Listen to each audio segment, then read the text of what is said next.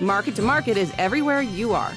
Subscribe to Market on YouTube, find us on the PBS video app to stream on demand, and add our 3 podcasts on your favorite podcasting app.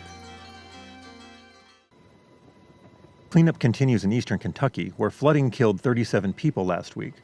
Over 1,300 people have been rescued by various agencies, with over 400 being rescued by aircraft.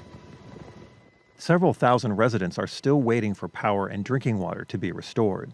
Between 8 and 10 inches of rain fell on the region in a 24-hour period as a series of training thunderstorms, storms that follow rapidly one after another, passed over the region. Another 4 inches fell on July 31st. The National Weather Service in Jackson, Kentucky reported its wettest July on record, with a total of over 14 inches of rain in the month. Water systems in multiple towns were destroyed, and multiple roads and bridges will need expensive repairs. 13 counties in eastern Kentucky were declared disaster areas by the federal government. State officials are utilizing lessons learned when a series of tornadoes struck western Kentucky in December of 2021. Climate scientists suggest that heavy rain events are becoming more common as the Earth's atmosphere warms, increasing its capacity to hold moisture.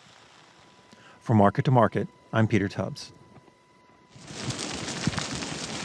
And I'm Josh Bittner. This week, the Biden administration detailed efforts to respond to the kinds of flooding disasters in Kentucky and wildfires currently raging in states like California, which officials claim have been exacerbated by climate change.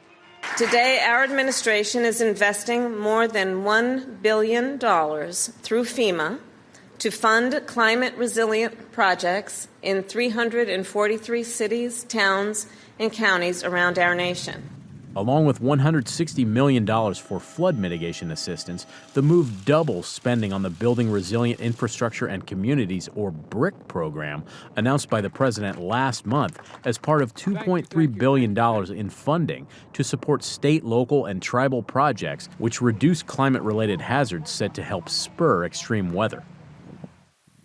Drought has gripped a majority of the American West throughout the spring and summer of 2022, but biologists say decades of arid conditions and overuse have depleted the Rio Grande, one of North America's longest rivers.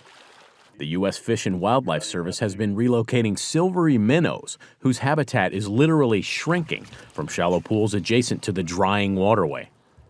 The government has stocked the endangered species in the past, but researchers say natural ecosystems are trending toward collapse. Climate change is coming at us so fast right now that it's outstripping those tools that we developed over the last few decades. Biden also declared a federal emergency last month after the U.S. Virgin Islands warned of unusually high amounts of sargassum, an invasive brown algae the United Nations attributes to rising water temperatures, nitrogen fertilizer, and sewage runoff. The seaweed has plagued a desalination plant they're struggling to meet demand amid drought, can kill wildlife, and has dented the Caribbean tourism industry.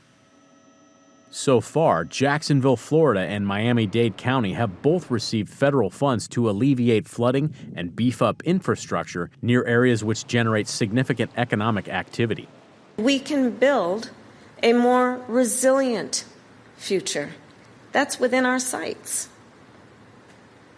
And in the process, yes, we will create millions of good jobs in the clean energy economy.